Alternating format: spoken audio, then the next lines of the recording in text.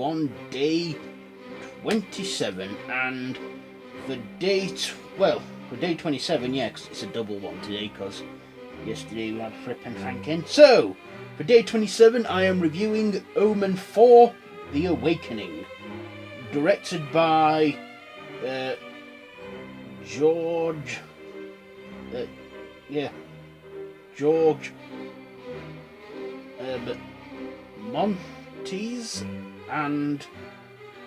Montezel, I'm going to butcher that name, I'm not going to try and get it right, and Dominique Othengrind, oh god, they got stupid names. Starring Faye Grant, Michael Woods, and Isia Vieren, or whatever it says. So, this is the fourth instalment in the Omen franchise, where, of course, it's got no Damian Thorne in it because he was killed at the end of the final conflict. But there was a sex scene in that film, so obviously that was clearly the conception for his daughter, where his evil legacy lives on in Delia. So this is the only one in the franchise to not have Damian featured. Excuse me. So it's his daughter Delia who's adopted into a family where her adopted father is the ambassador for America and that, and then her adopted mother goes looking into Delia's birth parents and that because she's acting strange and that. And she believes that she is the Antichrist after she discovers she is the seed of Damian Thorne. Also, she gets pregnant in this film, but then the big plot twist at the end reveals that it's Delia's baby, because in the film earlier on she had an accident, and during her accident whilst recovering she controlled this surgeon to take out an egg embryo and put it into her adopted mother's womb, and then engage in intimacy and that, and therefore creating Alexander, who was the next prodigy, not her. No, Delia was only the one guiding him into that. Turns out she was never meant to be the next one in line because it was always destined to be male. So yeah, of course, the Omen 4, I liked it. So let's get on to the likes and dislikes. What I liked about this film was, I liked, it was a straight to made for TV movie, straight to video, whatever. But it didn't feel like a straight to TV movie, I think in the early 90s they must have got something right, because Psycho was the same. So yeah, I liked the performance the young girl as Delia had. She looked evil, she looked menacing, and she didn't even need to have any lines. She had very few lines.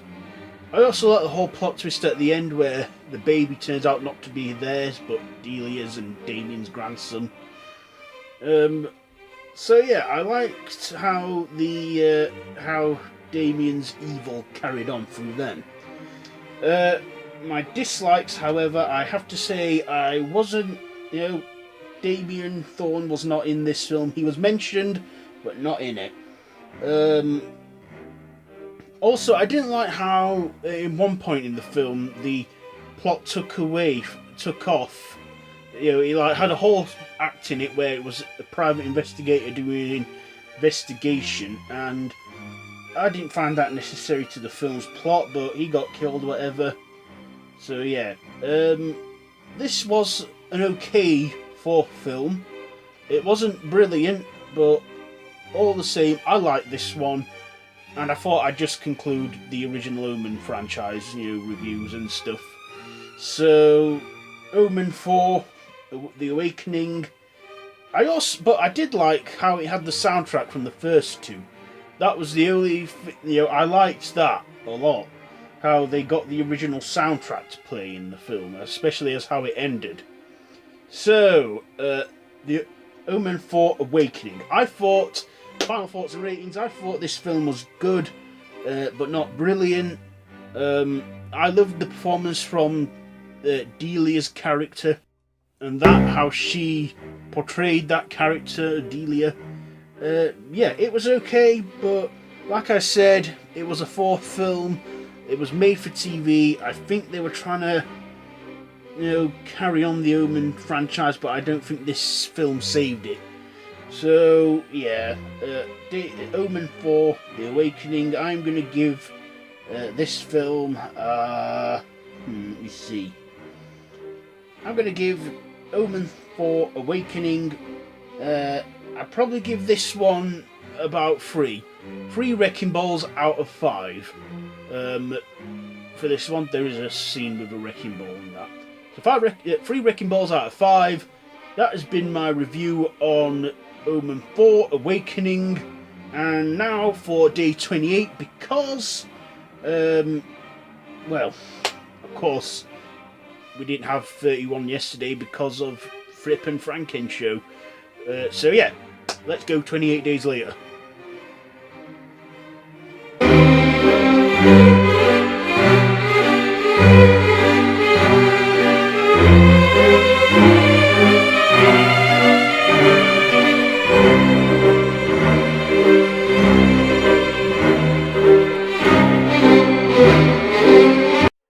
Well, here we are, 28 days later, and yeah, I did this deliberately.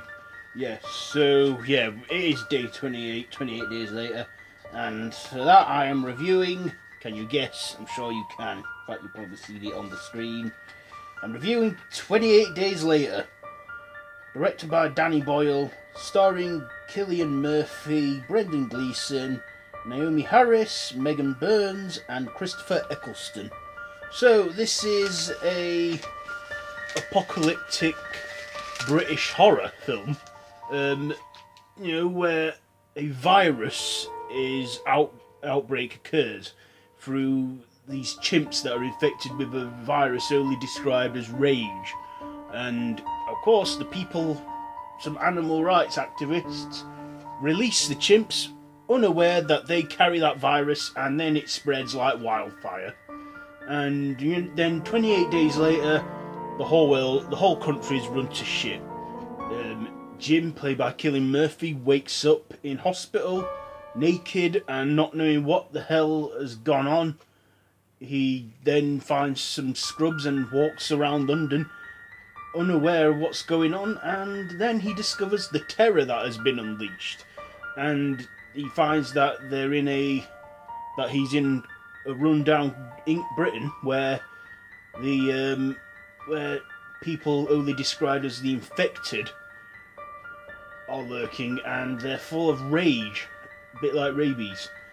So what did I like about this film?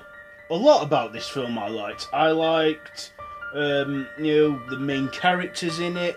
I love Christopher Eccleston, in his pre-Doctor Who days, as the colonel or something, sergeant.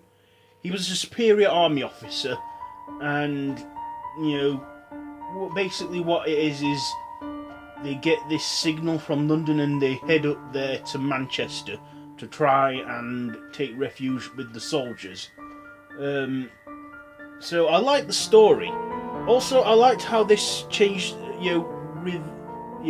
redefined the zombie genre. Because I think before 28 Days Later, zombies were slow. In this one, zombies are runners. In fact, technically, they're not zombies. They're infected humans with a rage virus. A bit like I Am Legend. So, basically, they want to get to Manchester to take refuge from the soldiers, but then our female characters are, going to get taken advantage of by these soldiers. So Jim, our main guy, unleashes the infected soldier, and shit gets down. It really gets fast. This is. I also like the music to it, that soundtrack to it, that. Doon, doon, doon, doon, doon, doon, doon, doon. You know what I mean. I like that music. I also, I liked how, they obviously had a lot of time, not a lot of time to do some scenes, like the London scene when he's walking through London. They had to film that in the early hours of the summer morning before everyone was about. And also they had to close off the motorway for a short time just to film some motorway scenes where they're driving to Manchester. I also liked, the infected, how they just was like full of rage with those red eyes and and that. I thought that was good, and stuff. Yeah. Also, I liked how there were two endings. Now, there's one ending where we see them rush Jim into hospital because he gets shot by soldiers, and our two main women in it try and get him to breathe and come back, and he does. But then there is an alternate ending. If you watch it after the credits, you get to see the alternate ending of 28 Days Later, where he dies, and that's it. That's an alternate ending. But Danny Boyle obviously wanted to put the two endings in there, so he thought have the alternate ending as the post-credit scene. I think Danny Boyle did a great job directing this film. Great cinematography, great action and that. Not a lot of CGI done in this one because it just either way it worked. My dislikes on this film, I can't really think of any dislikes because I enjoyed this one so much. It's a great film. Really great, zombie horror thriller and that. I thought it was really enjoyable, really good, very fast-paced, very violent, very, actiony, dramatic and all that. Yeah, I don't think there's a thing for me to dislike on this film. So, final thoughts and ratings. 28 Days Later is a true classic, one of Danny Boyle's finest films, and, it just, it worked for me, and I can't recommend this enough. So with all that being said, you know what, I love this film to death, so I am going to give 28 Days Later 5 raging chimpanzees out of 5. So that has been my review on 28 Days Later. This has been 31 Day 28. If you like this video, be sure to give it a big thumbs up. Don't forget to share with your friends. Don't forget to subscribe to the channel if you haven't already, and to hit that notification bell.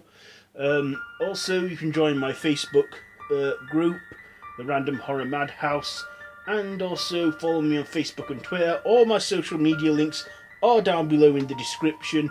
You can watch any of the 27 days previously of 31 linked at the end of this video. So yeah, that's pretty much it for day 28, 27 and 28, so I'll be back tomorrow with day 29. This is the last time I'm going to have a double feature review in 31, because it's the last Saturday.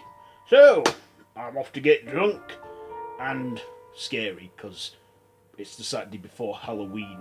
So till next time, don't have nightmares.